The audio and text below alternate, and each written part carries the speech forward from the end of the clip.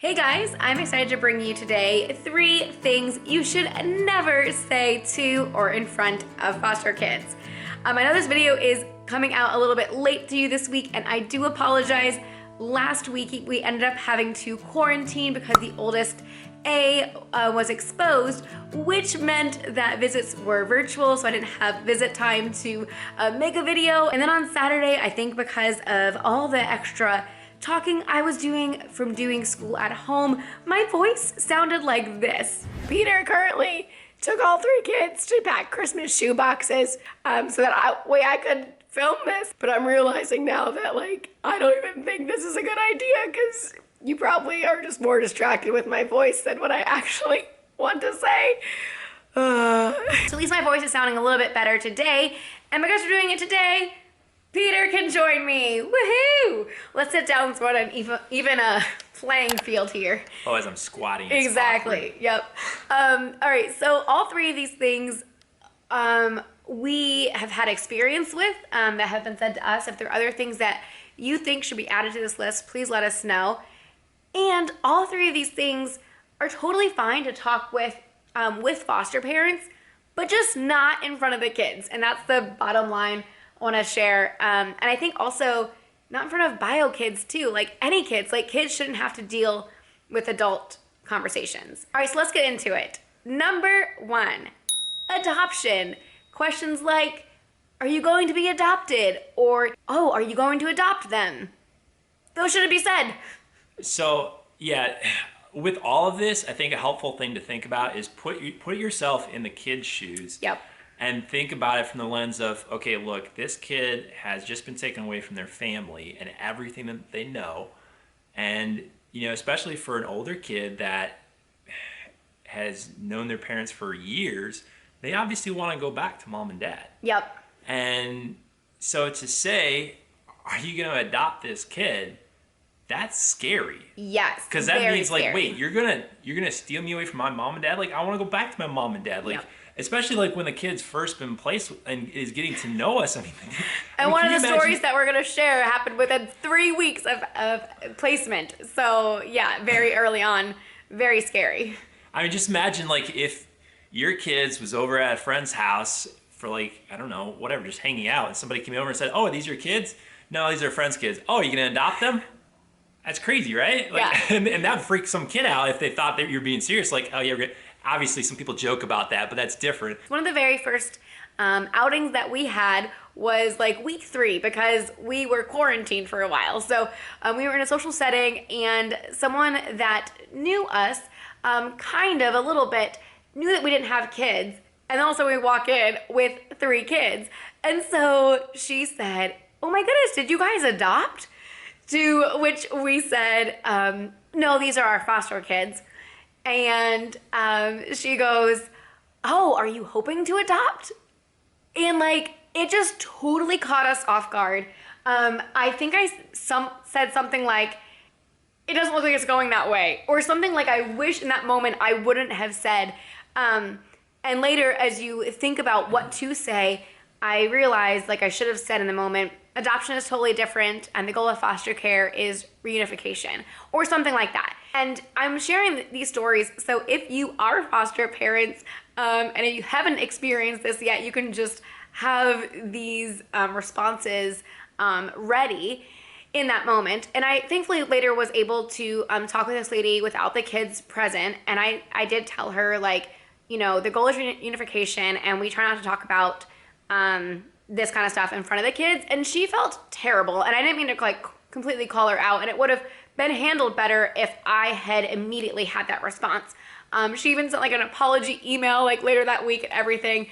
And I'm not upset with her. I think that there's a huge misconception between what foster care is and what adoption is. With adoption, I think the situation with adoption is normally the child or children do not have a parent in the picture. So either parental rights have already been terminated, I've gone through legal processes and that's what's happened, or the parents have given them up for adoption voluntarily, or the parents have died. They're not in the picture in some shape or form. Whatever reason, parents are not in the picture. So the kids are looking for a new home and a new family, and so they are excited for parents, getting a forever home.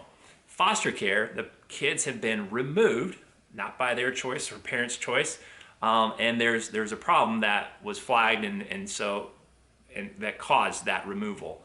And the goal is to work through that, work on whatever that problem was, get things fixed, and get things to a healthy place where the kids can go back to mom and dad.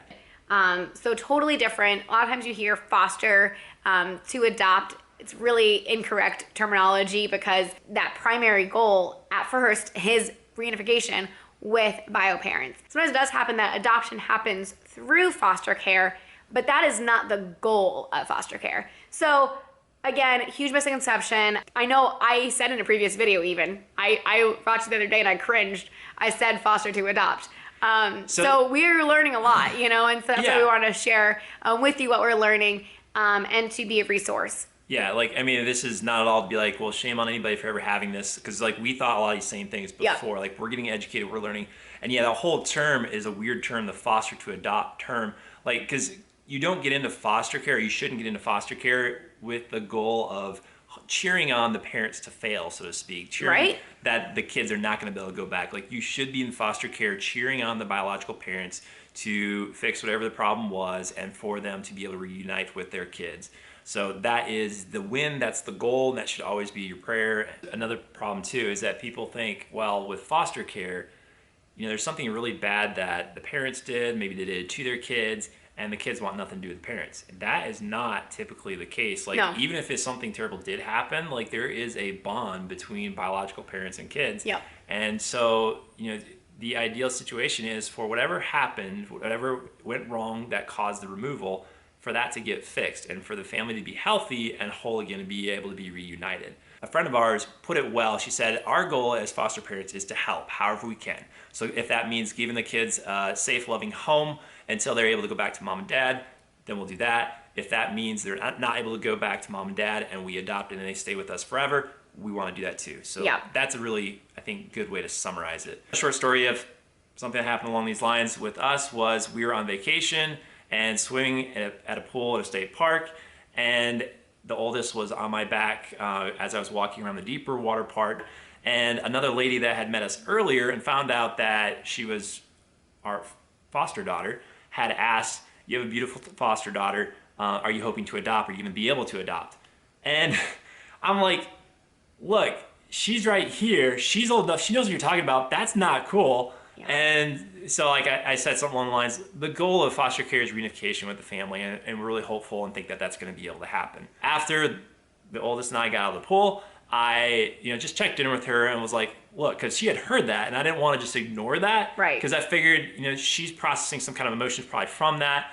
And so I was like, hey, like, how did that make you feel? That was pretty weird, wasn't it? Like, a lot of people, unfortunately, don't understand that the primary goal of foster care is for you to go back to your mom and dad. So I checked in with her, and, you know, she did say that was kind of weird and a little frustrating or annoying or scary or whatever, but it's just, it's not helpful. Yeah. And number 2, referring to foster parents as mom and dad. Now, if you're out in public and you don't know these people and you just assume that they're, you know, mom and dad, totally fine. Like, I'm not saying you should never say, like, mom and dad to kids or something like that. But I think you have to be careful, right? Because you never know if it's a babysitter, aunt, uncle, just a friend. Like, it could be anybody. So it's always good to ask rather than assume. Yes, but I'm not upset with those assumptions. Right. What does kind of irk me is people that in our life that do know us, that do know that these are our foster kids and may refer to us as mom and dad. Now, it happened where someone said something like, oh, did you have fun with your mom this week? And I came back with, yeah, they got to see their mom and dad during visit. It was a 3.5-year-old D, so she didn't even pick up on what was happening, because I just totally mom in her mind means her mom. Every situation is different. And so there may be foster kids who do call their foster parents mom and dad. So if you hear that, totally okay. But if you hear them calling them by something else, refer to them as that. So for us, they refer to us as Peter and Lisa. Now, I will say that as time has gone on, the kids have started referring to us as mom and dad. With that though, like we've been talking for a long time that we're your foster mom, we're your foster dad, we're your bonus mom and dad. Like, maintaining the fact and supporting that, hey, you still have your biological mom and dad, it's your main mom and dad. And so they know that, and so sometimes they just abbreviate it, because like they did kind of say foster mom or foster dad for a while, and then they would abbreviate that, and so it's like, okay, as long as they know, like we're still supporting your original mom and dad, and they do that, then it's potentially okay. Especially like the younger they are, the quicker they are to do it. Like even actually when they were first placed with us, the 3-year-old was calling the case manager mommy. And so like that's just natural. Like somebody that's an authority and figure and provider in your life, it's like, call that person mommy or daddy for a younger kid. Something helpful to think through is how does that affect the biological mom and dad? Like how would that affect you